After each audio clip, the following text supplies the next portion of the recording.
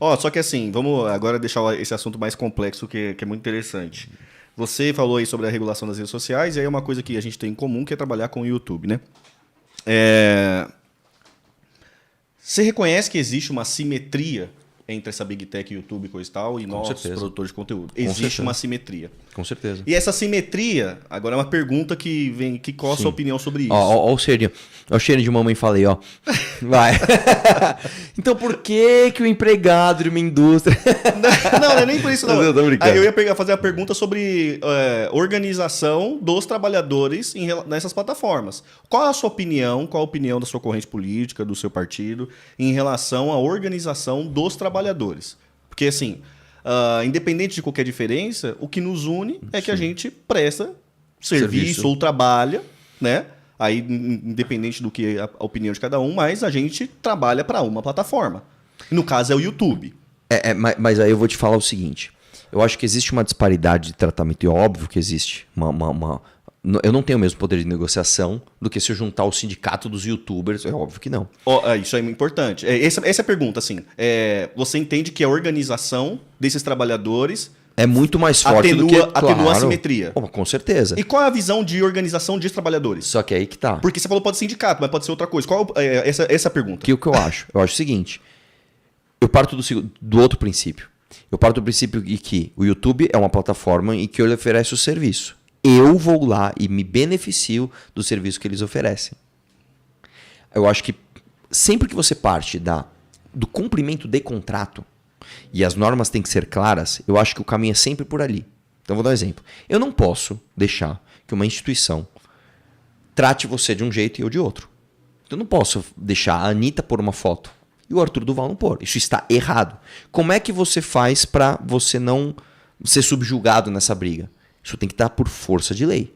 A lei tem que exigir o cumprimento. Qual é o cumprimento do contrato? Mas isso eu concordo com isso. O ponto é... Como conseguir? Isso, como conseguir essa negociação no contrato se você mesmo admitiu que a relação é assimétrica. Eu acho que o debate para a internet ele é até injusto para você nesse caso, porque na internet a gente tem muito mais poder do que um trabalhador comum. Eu acho que não dá para comparar o trabalho de um youtuber com o trabalho de um chão de fábrica, por quê? O trabalho de um youtuber, necessariamente, ele está ligado à coisa pública, está ligado à publicização dos seus assuntos. Então, o youtuber ele só é bem sucedido se ele tiver muita gente seguindo ele. Então, ele sozinho ele tem muito mais poder do que um trabalhador chão de fábrica. Por exemplo, se você é um operário, você está lá apertando parafuso. Cara, você não tem fãs.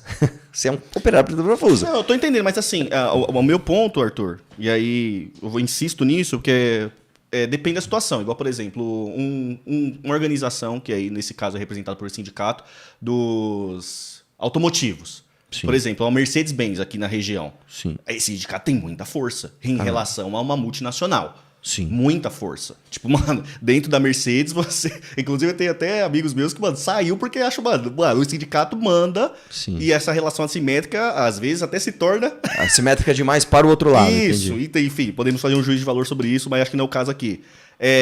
Então, ela é muito mais forte. Esse é um operário que é muito mais forte do que nós, trabalhadores. Eu acho que ela é mais do YouTube. necessária, inclusive.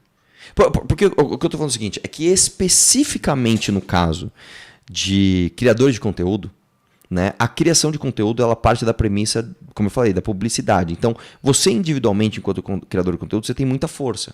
Enquanto um operário individualmente não tem força nenhuma.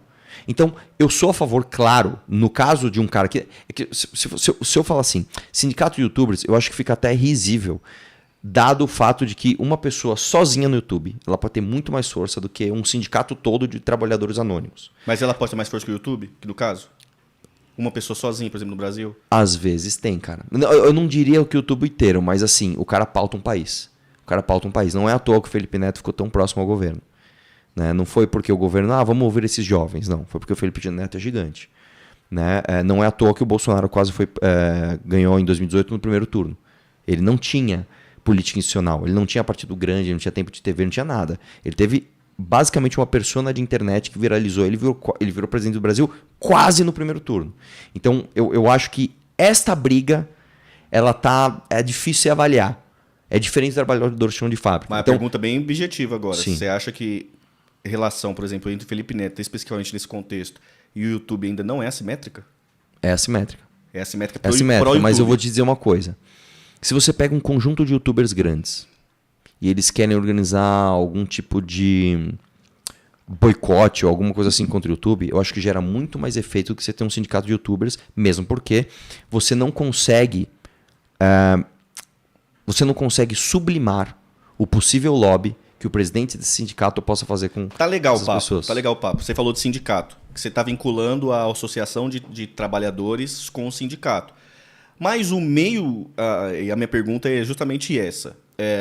O meio de você associar trabalhadores não é só por sindicato. Sim. Essa é a pergunta. Qual que seria a forma ideal Puta, que pergunta, hein? para a gente associar os trabalhadores? Porque eu concordo que existem casos específicos. Outro dia o Gustavo Machado veio aqui, a gente conversou sobre isso. Esse dia eu fui no Sindicast também, que é um podcast de sindicalistas, e eu também conversei sobre isso. Eu, particularmente, acho que também não é o sindicato, nesse caso específico, que é uma De pauta. criador de conteúdo. Só que eu, mesmo assim, reconheço que a associação ela é vantajosa. Mas aí eu vou te trazer algumas coisas que assim, também, você fica próximo de uma linha difícil de cruzar. Isso aqui precisa de muito debate, né? Vou dar um exemplo. Vamos supor que a gente faz alguma espécie de associação que não é necessariamente um sindicato. Aí a gente decide que o YouTube está sendo injusto com uma pauta. Aí a gente decide que a gente não vai produzir conteúdo por uma semana. Como é que você age com o cara que vai falar, não, eu quero produzir conteúdo mesmo assim? Qual é o tamanho do poder dessa associação para cercear a liberdade individual de um criador de fazer o que ele quer? É aqui a linha. Independente de a gente chamar de sindicato, associação, amigos dos criadores, a linha é o quanto o coletivo vai se sobrepor ao individual. É sempre, no fim do dia, essa é a linha. E, novamente, isso é uma coisa difícil de discutir, por quê? Primeiro, ela depende não só do ramo que você está atuando, como também do momento em que o ramo está passando. Porque, por exemplo, se eu falasse para você assim, em 1999, cara, a gente precisa pensar aqui nos direitos dos youtubers. Você vai falar, mano, do que você está falando? Criador de conteúdo, o que é? Você vai pegar uma VHS, você vai filmar, você quer ter direito? Vai, cala a boca. Só que pode ser que em 2050 isso seja o debate mais importante do mundo.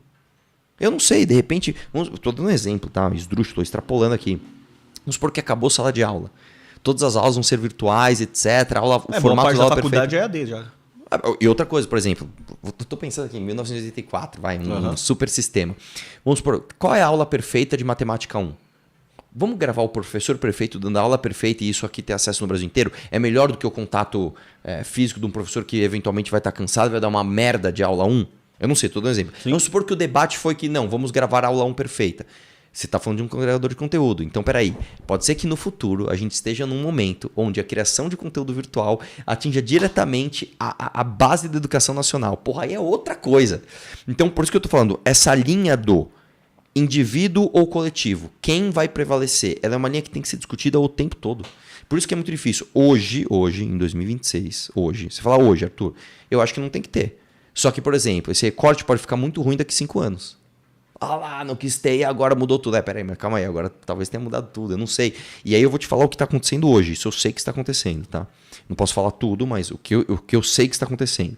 Bastidor de congresso, etc, etc. As plataformas, que são poucas, se uniram e falaram assim, mano, o Brasil tá fudendo a gente. Vamos deixar explodir? Vamos, então vou proibir tudo. Cara, a Rockstar acabou de falar, então não vou vender mais jogo. Se vira aí com esse monte de gente querendo comprar o GTA novo, não sei o que lá que vai sair. E o governo recuou, sem nenhuma organização de trabalhadores, dos jogadores de GTA, estou dando um exemplo. Né? Mas, novamente, o cenário pode mudar. E daqui 5 anos talvez mude tudo. Então, mas isso não reforça o ponto que a gente está aqui conversando? Peraí que tá ligando aqui, ó. Que raiva de spam. É foda. Isso não reforça o ponto que a gente está falando? Porque, assim, veio uma empresa privada e fez um governo que aí, com os seus méritos ou deméritos, tinha entendido que para o conjunto da sociedade, determinada ação era... Sim. Era mas razoável. Novamente, eu acho que tem que ter regulação. Eu vou fazer o exercício invertido para você entender. Vamos supor que o governante fosse o Missão ou o Renan Santos, lá fosse o governante. E fizesse uma medida que entendesse, como representante do povo, que isso era cabível para o povo. É que essa medida só tem força porque ela é legitimada ou não pela sociedade. Por exemplo, se a Rockstar falasse, vou parar então de trazer jogo para cá, e as pessoas entendessem, então... Tá, a medida dela não ia ter força nenhuma. Em última instância, são maneiras diferentes de você representar a vontade popular. Qual é a mais legítima?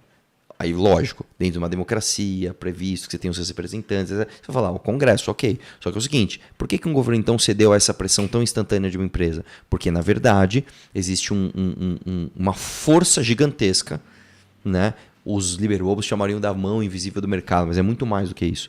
De pessoas que têm uma vontade e não sentem representadas pela vontade deste governo, que fez via decreto, inclusive. Né? Isso é uma crítica ao sistema democrático atual.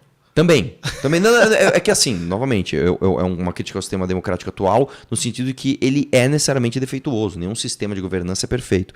Mas o lance a Rockstar só teve esta força porque ela realmente representou a vontade das pessoas de acessarem aquele produto. Beleza? E aí vamos lá. Por isso que eu tô falando, tudo é... Quando a gente fica no mundo das ideias, cara, quando a gente não vai pro utilitarismo, tudo fica etéreo, tudo fica difícil. Então, eu poderia chancelar o seguinte, se eu estivesse fazendo Mamãe Falei Comigo. Entendi, Arthur. Então, se uma empresa é privada, ela tem ali uma vontade representada por muitas pessoas, ela pode sobrepor um governo? Eu vou responder sim. Falar, tudo bem. Então, por que se uma empresa privada que vende cocaína, por exemplo, não pode fazer a mesma coisa? E subverter uma lei de drogas no seu país? Eu falo, não. Entendeu? Por isso que eu tô falando, sempre que tá no mundo das ideias é difícil. Você tem que falar sempre no utilitarismo daquele momento. Hoje, eu achei muito legítimo o que aconteceu. O Rockstar falou, não vou vender mais produto aí, porque vocês estão... Revejam aí as cagadas que vocês estão fazendo. E no imaginário popular, as pessoas confiam muito mais numa Rockstar, por incrível que pareça, do que no governo brasileiro. A começar que nós estamos num país polarizado e metade das pessoas não votaram no atual governo. E se fosse quem que disputou? O Bolsonaro também ia ter o mesmo problema. Só que além disso, você tem uma desconfiança geral em medidas medidas institucionais vindas do Congresso de uma forma geral, seja do governo, seja do legislativo, para as pessoas. Então, somado a esse fato, a vontade das pessoas acessarem uma coisa que o mundo inteiro está acessando, menos elas falam, não, existe uma demanda aqui que a gente acha que é legítima.